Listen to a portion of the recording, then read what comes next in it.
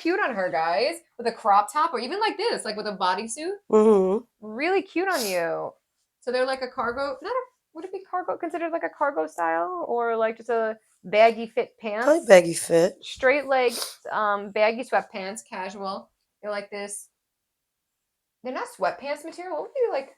No, like those swishy pants. Yeah, like I always call them swishy pants because I don't know what they're made of. I think it's like a nylon material. Maybe.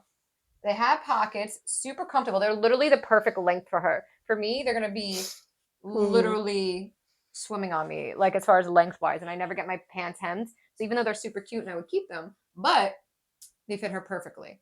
Pockets, drawstring, looks really cute or really high up.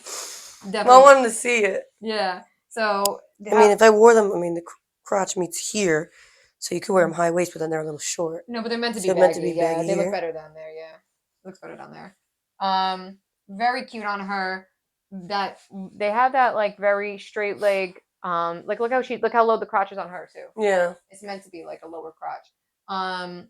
Pockets again. It's not too stretchy, so just be aware. It doesn't. There's not much stretch. The waist has stretch, but the legs don't. So just be aware. Move around. You know about them.